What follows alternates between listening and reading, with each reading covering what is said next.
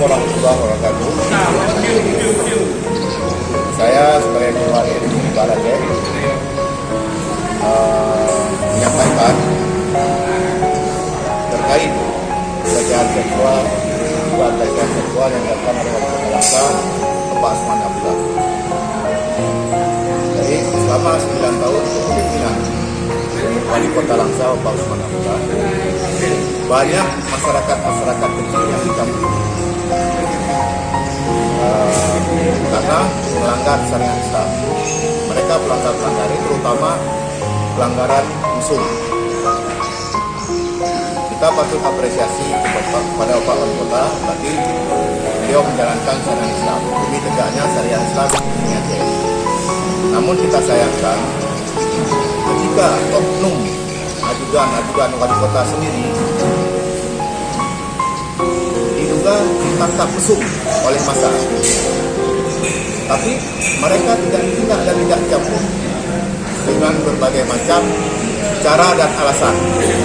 Bahkan ada yang disuruh lari ke Medan. Selanjutnya banyak juga pejabat-pejabat dari Langsa yang tertangkap massa diduga mesum. Mereka juga tidak ditindak dan tidak dicampur dengan berbagai macam cara dan alasan. Mereka tidak ditindak. Jadi ini sangat kita sayangkan. Jadi selama ini Dinas Syariat Islam di Langsa ini hanya mencambuk, menindak masyarakat kecil, tapi tidak melakukan tindakan, tidak mencambuk para pejabat yang melanggar syariat dan juga keluarga pejabat. Jadi ini sangat kita sayangkan. Seolah-olah jadinya Dinas Syariat Islam ini hanya berlaku untuk masyarakat kecil, tapi tidak berlaku untuk pejabat dan keluarga pejabat. Kalau memang keberadaan Dinas Syariat Islam ini hanya untuk menghukum masyarakat kecil, lebih baik dibubarkan saja atau ditutup, karena ini meresahkan dan zalim.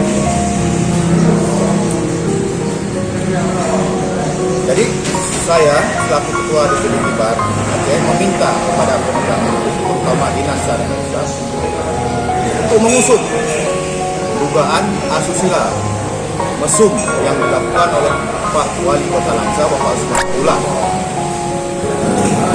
Sesuai dengan pengakuan